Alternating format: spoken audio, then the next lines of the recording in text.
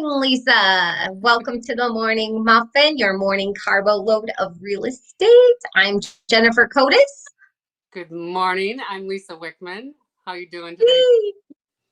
Together, we're the Wickman Real Estate Group here in Minneapolis, Minnesota. And this is the Morning Muffin Show. And we're today talking about, let me pull up my banners here for you.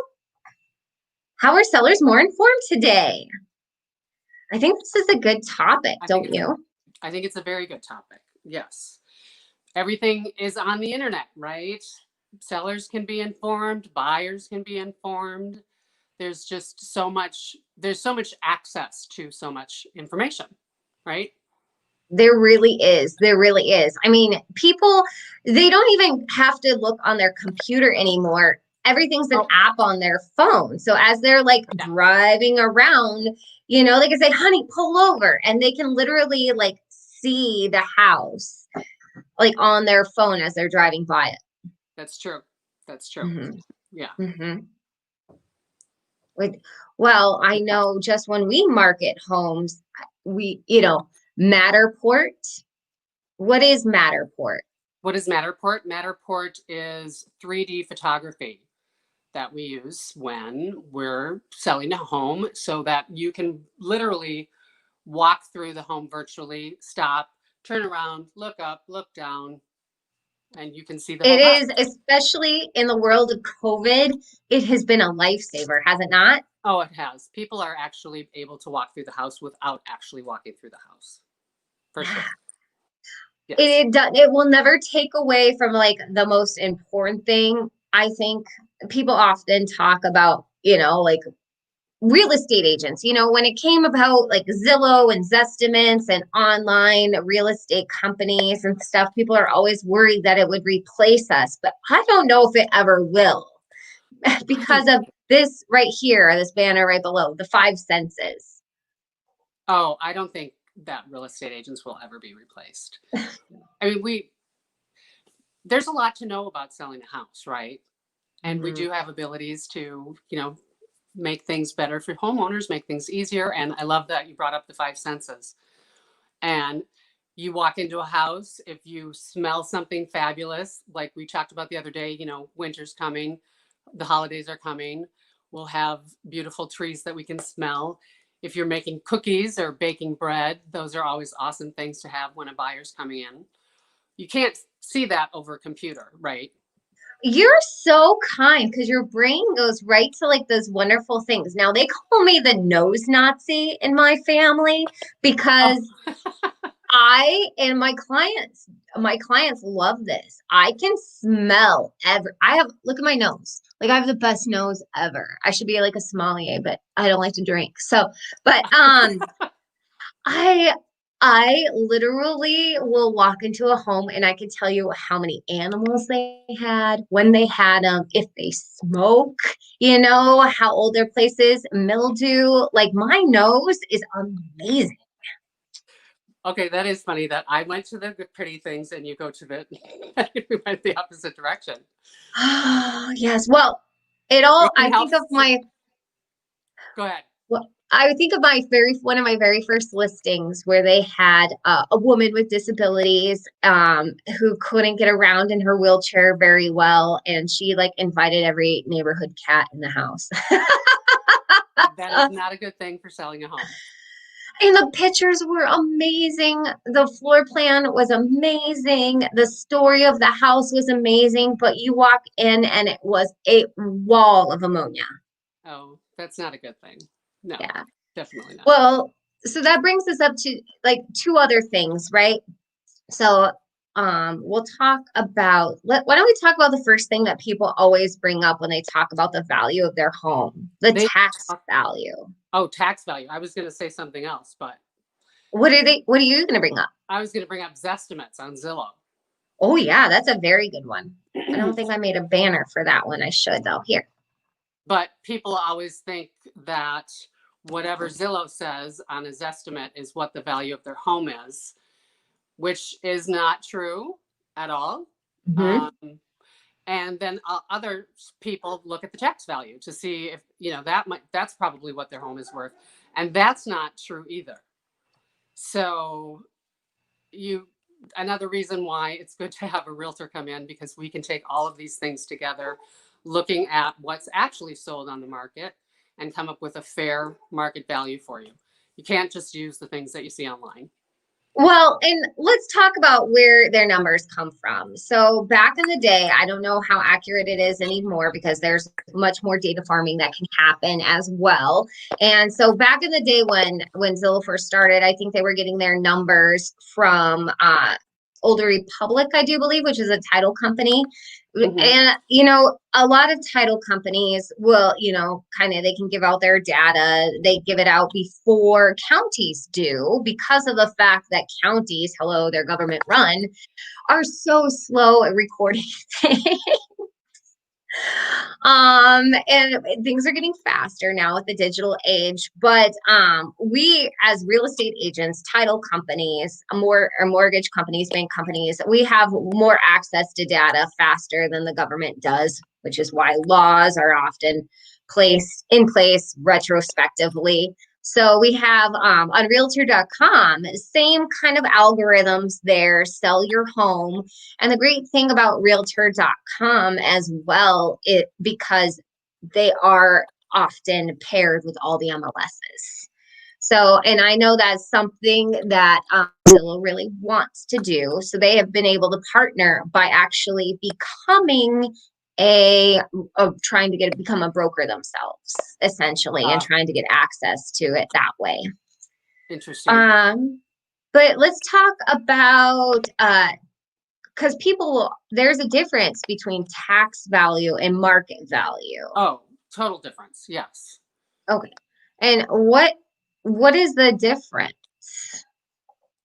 Well, the difference is typically, it's not true across the board, but in most cases, market value is a little bit higher than tax value. I have to be careful though, because that's not true across the board. But market value is basically what a buyer and seller are going to agree upon, and that's the market value. Tax value is just what you're assessed, what you're paying the government for your taxes, your property taxes. And tax value runs on a budget. So they have a city budget and they look at income. There's a lot of different things they put on. But when we'll go more into this topic tomorrow we're actually talking about where your property taxes go. And so you'll actually get to take a look at the budget, and we'll kind of like break this tax value down a little bit when it comes to schools, when it comes to, public spaces and things like that as well. Yeah. But like you said, with the market value, it's what people are willing to pay for, right? Exactly. Yeah. Whatever's agreed upon. And it's our job to get, of course, our sellers the most amount of money, right? Right. The market value is so subjective. I feel like today's buyers are looking for things that are much more like move-in ready. Oh, for sure, millennials want move-in ready. Yes. And another thing that we had mentioned earlier was buyers are savvier than they used to be, and they want to negotiate. They don't want to pay full price, but the market is dictating pretty much full price right now anyway. Mm-hmm. But buyers have access to a lot of information. And interestingly enough, recently I've had several buyers tell me what the previous owner or current owner has paid for their property. So all that information is available right on the tip of your fingers. I'm going to share my screen again with you, and we will just look at property tax value. Look up. Oh, wait, hold on. For example, Minneapolis here. You can actually search Minneapolis. They have the best website. Seriously, Minneapolis has their stuff together. But you can look at the taxpayer owner. You can look at the sales history. You got the zoning information. For example, I sold a duplex the other day, and I found out that it was not only a duplex, but it also been zoned as duplex/triplex. So if somebody wanted to turn that into a triplex, they could. Energy use information now, which is new. This has just been added recently. License history, such as rental license, daycare licenses, business licenses, inspection history. Now, that is not only like truth in housing, which is what a seller has to get before selling their home to make sure that it meets the minimum city requirements for safety, but also any permits that were pulled, any open permits, closed permits, who opened them, who closed them. And you can also, it's really great because you can see typically how much they cost as well. So you can add that mental note in your brain. And then taxation and assessed value history. Because when you go to buy a home, the market value now goes on the history. So its value goes up as well. So, for example, a little grandma that's lived in their home for the last 50 years is going to have a different tax assessed value than a market value. Oh, for sure. Definitely. Yeah. This is a good website. And if you actually think that your home isn't worth as much as they say that it's worth, you can actually contest it. Yes, you can. I've had neighbors who, I've never done it, but one of my neighbors had done it several times and won. That's awesome. So, you know, they go off of general market value. And if people around you are fixing up their homes, adding value to it, but you haven't updated it in years, decades, you know, due to who knows why. For whatever Yeah, reason. I mean, there's a million reasons why people can't or won't or vice versa. But yeah, you can definitely have your, and it's good to challenge that if you can't afford it. Also, if you can't, if you're disabled, well, say your home isn't up to par, you can actually, we'll go back to tax value, but we can talk about this tomorrow as well. But you can be tax exempt. I did not know that. Veterans, disabled veterans can apply for it, and you have to do it through the city. But also any disability, things like that, you can become tax exempt as well. And we'll see that on people's histories when we go to like sell it if we need to. But let's talk about what we do. Comparative market analysis. Yes. We'll provide sellers with an actual realistic price of what we believe the house will sell for by looking at the history of the neighborhoods, by looking at how many updates are done, the condition, the location, and what's going on in the market. So we can give them a very accurate number. Yeah. When you are calling a seller and they're like, I want to sell my house, what are some of the questions that you ask them? What improvements have you made? That's the number one thing. What improvements have you made based on, you know, since they've moved in? I think that's the biggest thing right there. What they think their house is worth. So I get an idea of where they're coming from. But it's really important to know the condition of the home because we can look at the previous history ourselves. What do you ask? Oh, well, first thing I do is I check out that property information form and I start asking them about permits. You know, like I see you had a permit open from Warner Stellian.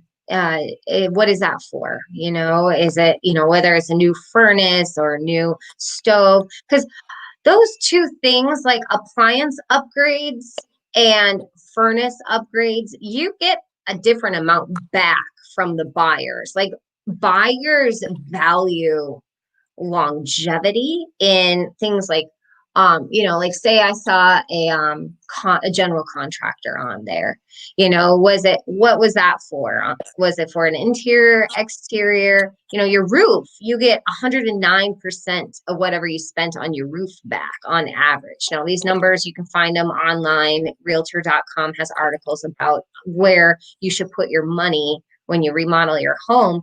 But I try to get all of that in there because obviously I want to know where you can tell me what you did, where Right. you put Yeah. money in, but how recently was it? That's the other thing is, do we need to close these? You say you have a new cupboards, but you put the new cupboards in 10 years ago. So is that really like new? Well, that's why it's Hmm. important to get into the house too. It is. Well, and how does it smell? If we've sold Or any not houses five in the cents. neighborhood, have you toured any homes in your neighborhood? What are you looking for in a home? Like, why are you looking to move away from this specific house? What is it that you want? Because then, at least we can get them in the mindset of a buyer as well. Like, oh, do you think a buyer would want the same thing? Or, like just figuring it out where their idea is of their own value, how much pride they have in the home. That's an important gauge, right? Right. So, Because you don't want to offend anyone. no, but we believe in honesty. We do believe in There's a honest. difference between being offensive and being honest, right? So, Yes, yes. And you are much better at being nice without being offensive. I tend to be no filter. Even though I have a sweet voice and I'm a small woman, sometimes I can say things that are like grating on people. That's why I leave oh, it up to no. you. Be nice to You're yourself. All right. Our We video need is to getting wrap it long up. today.